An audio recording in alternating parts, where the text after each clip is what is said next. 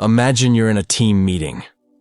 Everyone's enthusiastically buzzing about a new project, a plan that sounds good on the surface. The room is filled with easy consensus, a comfortable echo chamber of agreement. Then, one person raises a hand. They don't just ask a question, they ask the question. The one that reveals a fundamental flaw in the plan, a crack in the very foundation of the idea. And just like that, the energy shifts. The buzz dies. It's not a respectful silence of contemplation. It's the awkward, heavy silence that sends eyes darting towards laptops and makes people suddenly check their notifications. What did you just witness? You saw a primal, deep-seated reflex of the collective mind, the rejection of inconvenient intelligence. It's the immune system of the status quo kicking in to neutralize a perceived threat. And believe me, this isn't a new phenomenon cooked up in our hyper-connected modern world. Over 2 centuries ago, the uncompromising German philosopher Arthur Schopenhauer diagnosed this exact societal ailment. And his observations are a chillingly accurate blueprint for the world we live in today. Today, we're diving deep into this unsettling but incredibly accurate diagnosis.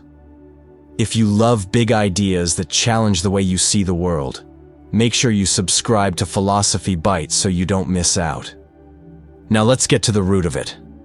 The unflattering reflection. Here's a hard pill to swallow, one that might sit uncomfortably. Society isn't actually afraid of smart people. It's afraid of what smart people represent. A mirror. A mirror that shows not just a reflection, but a high-definition, unretouched image of our collective compromises, our willful blindness, and our cherished illusions. Let's be honest. Have you ever heard anyone say, "What I love about John is that he consistently exposes my self-deceptions"? Of course not. We build walls around our beliefs for a reason. We want them protected, not inspected. Schopenhauer knew this intimately. He described humanity as living within a world as representation. A stage play we all implicitly agree to participate in. In this play, we wear our masks, follow our scripts, and studiously ignore the backstage chaos.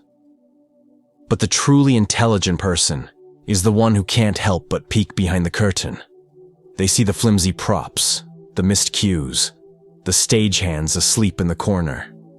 They spot the inconsistencies between the story we're telling and the reality of the situation.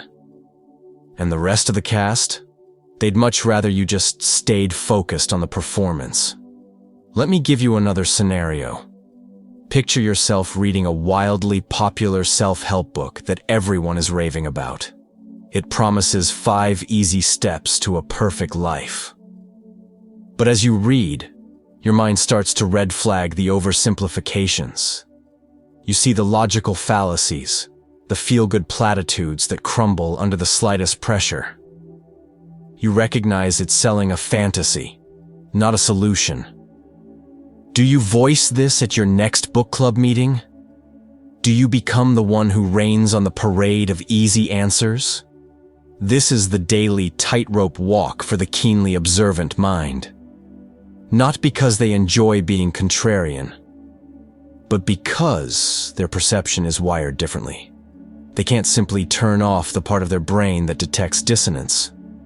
Schopenhauer termed this the curse of a heightened consciousness. The more you see, the more you feel the chasm between the world as it is and the stories we invent to cope with it. It's like you're the only one who can see in color in a world that has agreed to live in black and white. And when you try to describe the vibrant hues of red and blue, everyone else just thinks you're making things up. This is where the fear truly sets in. Because if the person seeing in color is right, what does that mean for the monochrome reality the rest of us have accepted? The revolt against the rules. Let's dissect why this independent sight is so terrifying to the group. Our world operates on a series of gentlemen's agreements.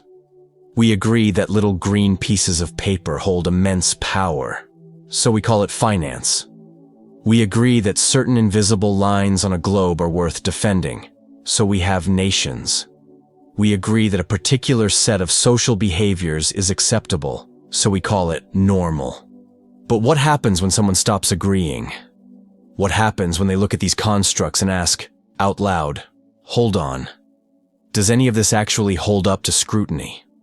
What happens when they ask, why do we sacrifice our health and time for careers we find meaningless just to accumulate possessions that don't bring us joy? Why do we tolerate systems where some have more than they could ever need, while others lack basic dignity? Why do we assume that conforming to the majority is a sign of good character, while thinking for oneself is seen as rebellion? Suddenly, the ground beneath everyone's feet starts to feel a lot less solid. And for those who have built their entire sense of security and identity on that ground, the tremor is an existential threat. Schopenhauer was blunt about this. He knew that human beings are not creatures of truth. They are creatures of comfort. We crave affirmation, not transformation. We want our worldview validated, not dismantled. The intelligent person, often without even trying, threatens this entire ecosystem of comfort, just by being who they are. The anatomy of intellectual fear. Here's a fascinating psychological insight from Schopenhauer. He observed that people often react to a challenging idea with the same primal defensiveness they would to a physical attack. Their nervous system lights up. The fight-or-flight instinct engages. They will either lash out at the person with the idea or withdraw from them completely. But why? Why does a concept trigger the same alarm bells as a predator? Because for many, their worldview is their identity. When you question the foundational beliefs they've built their life upon, you aren't just debating an abstract point. You are fundamentally challenging who they are. Think of a time someone questioned a deep-seated belief of yours. How did you feel? A flicker of heat? A tightening in your chest? A rush of defensiveness? You likely felt personally targeted. Now, imagine triggering that feeling in people almost every time you have a deep conversation. It's draining. It's alienating. And it's much, much easier for them to simply avoid you. This is where the quiet cruelty begins. Instead of admitting their own discomfort, people invent stories to justify the exclusion. She's just arrogant. He thinks he's so much smarter than everyone. She's too intense and negative. He just likes to argue. Recognize any of those? These aren't genuine critiques. They are self-preservation tactics. They are shields against the deeply unsettling feeling of intellectual inadequacy. Schopenhauer wasn't just a theorist on this. He was a case study. He lived a life of intellectual exile. His masterpiece, The World as Will and Representation, gathered dust for years. The academic establishment shunned him. Society at large paid him no mind. Why? Because he pulled back the curtain on human motivation with brutal honesty. He argued that our actions are guided by primal, unconscious drives, not by pristine logic. He revealed how romantic love is often a biological imperative in disguise. He showed how our sense of free will is largely a post hoc rationalization. Nobody wanted to hear that. They wanted the heroic tales of human reason, of love's pure magic, of our ultimate control over our destiny. Schopenhauer's work threatened those cherished narratives. But here's the critical point. Schopenhauer wasn't trying to be a nihilist or a killjoy. He was a truth-teller. He believed that even a painful truth was infinitely more valuable than a comforting lie. And that is a terrifying proposition for a world built on a foundation of very beautiful, very comforting lies. The modern echo chamber. Fast forward to today, and social media has put Schopenhauer's observations on steroids. It has created an environment where nuanced, intelligent discourse is often buried under an avalanche of simplistic, emotionally charged content. We are fed an intellectual diet of fast food. It's momentarily satisfying, but ultimately leaves our minds starved of real substance. And when someone tries to introduce a gourmet meal of complex thought into this ecosystem, when they attempt to add shades of gray to a black and white shouting match, they are dismissed as out of touch, elitist, or pretentious. Here's a truth Schopenhauer knew, one we are only now beginning to fully appreciate. Intelligence can be a profoundly lonely road. Not by choice, but because genuine connection hinges on a shared understanding. When your mind naturally gravitates toward questions others don't even think to ask, when you are bothered by inconsistencies others don't see, finding your intellectual peers can feel like searching for a single radio frequency in a sea of static. You learn to speak a different language, a simplified, more acceptable version of your thoughts, just to get by. You end up playing a character of yourself, keeping your most authentic perceptions under wraps. This isn't a sign of superiority. It's the quiet heartbreak of being perpetually misunderstood. It's the mental fatigue of constant self-translation. And how does society interpret this? It sees the reserved nature and calls it aloofness. It sees the carefully chosen words and calls it pretension. It sees the need for solitude and calls it being antisocial. The terror of being truly seen. Let's go one level deeper. Why the intense reaction? I believe it boils down to one thing: the fear of exposure, the terror that someone might see past our meticulously crafted public avatar to the uncertain, messy, and contradictory human being underneath. Most of us are engaged in a lifelong project of impression management. We polish our online profiles, we rehearse our interview answers, we learn the social scripts, we become actors playing the part of a competent, confident, and sorted individual. But the highly perceptive person often sees the script, not because they are judgmental, but because their minds are wired to detect patterns, subtext, and the gap between what is said and what is meant. They hear the slight hesitation in a confident voice. They see the flicker of doubt in a determined eye. This creates an unnerving sense of vulnerability.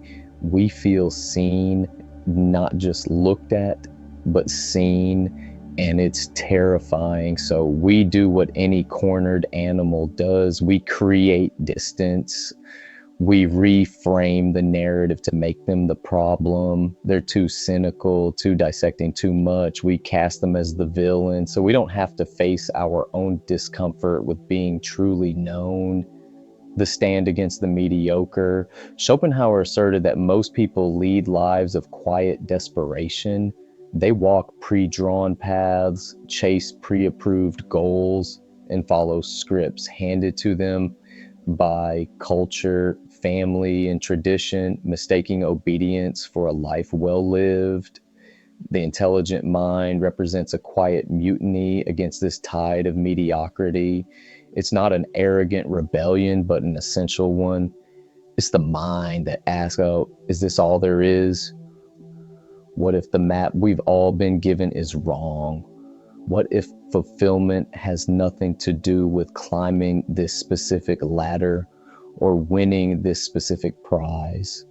These questions are radioactive because their answers might be profoundly unsettling. They might force us to confront the fact that we've been running in the wrong direction, investing our one precious life in a game that doesn't actually matter to our soul. And if that's the case, what does it say about the years we've already spent? The courage of the outsider. Here's what is truly admirable about the person of deep intelligence. They are willing to be lonely for the sake of their own integrity. They will choose the discomfort of being an outsider over the comfort of a lie. This isn't stubbornness, it is profound moral courage. It is the deep-seated knowledge that truth is more important than popularity, and authenticity is more valuable than acceptance. But from the outside, this courage is often misinterpreted as arrogance. Their refusal to conform is seen as a judgment on those who do. Their independence is viewed as a rejection of the tribe. Their integrity is mistaken for an air of superiority. This creates a painful feedback loop. The intelligent person feels misunderstood and pulls away. Society sees the withdrawal and confirms its initial judgment. The chasm widens and both sides lose. Despite this, these individuals offer the world an irreplaceable gift. They are our collective conscience. They are the early warning system pointing out the iceberg while the rest of us are busy rearranging the deck chairs. They are the ones who ask the difficult questions and refuse to be satisfied with easy answers, pushing us all toward a higher potential. It is a gift, but a gift that is often returned to the sender, unopened. We prefer the warmth of our illusions to the cold, bracing air of reality. Schopenhauer knew the fate of the truth teller. He knew that prophets are rarely celebrated in their own time, but he also knew that genuine human progress is impossible without them. What this means for you. So if you are one of these people, if you feel things deeply, question everything, and see the patterns others miss, this is for you. Listen closely. Your perceptive mind is not a bug, it is a feature. Your incessant questions are not a nuisance, they are a necessity. Your unique angle on the world is not something to be ashamed of. The discomfort you sense from others says nothing about your worth and everything about their own fears. But, and this is vital, you're not doomed to a life of isolation. You do not have to dumb yourself down to find belonging. You do not have to betray your own perceptions to be loved. Your task is to find the others, to find the tribe that celebrates depth, that cherishes authenticity, that isn't intimidated by a mind that shines brightly. They are out there, and they are probably feeling just as alone as you are, waiting for a signal that they aren't the only one. Schopenhauer was right. Consciousness is both a burden and a glory. The burden is the loneliness, the feeling of being out of sync with the world. But the glory is the richness of your inner world, the capacity to see profound beauty and meaning where others see nothing at all. Your journey is to learn how to carry both. This means making peace with the fact that you will not be understood by everyone. It means finding your anchor within yourself, not in the approval of the crowd, but it also means learning to use your intelligence with wisdom, not as a blade to cut others down, but as a light to illuminate a path, not as a fortress to hide inside, but as a bridge to connect with those who are ready to cross. Let me be absolutely clear. The world desperately needs its deep thinkers, its questioners, its challengers of comfortable lies. Every single leap forward our species has ever taken in science, in art, in justice, came from someone who dared to think differently, someone who saw what others refused to see. Your intelligence is not just for you, it is a resource. You have a responsibility to use it, to share it, to add it to the collective wisdom of humanity, not with arrogance, but with compassion for those who are still afraid to open their eyes. Arthur Schopenhauer died long before his work was truly appreciated. But time is the ultimate judge of truth. His insights, once dismissed, are now foundational to our understanding of the human mind, the world eventually caught up. In your own way, the world will catch up to you. The clarity that makes others uneasy today is the wisdom that will guide them tomorrow. The questions that make people uncomfortable now hold the answers that will liberate them later. Society's fear of intelligence is at its core a fear of its own evolution, but evolution is non-negotiable. Your mind is a part of that evolution. Your questions are a part of that journey. Your refusal to settle for comforting falsehoods is a vital part of humanity's slow, painful, but necessary climb toward the light. Do not let their fear dim your flame. If this message resonated with you, if you felt a flicker of recognition in these words, then you understand. Don't let the world's fear of depth make you shallow. Don't let their fear of questions silence your own. Hit that like button if you've ever felt like an outsider for thinking differently, and share this with someone else who needs to hear that they are not alone. Because intelligence has never been the problem, the fear of it is. And it's time we chose curiosity over fear.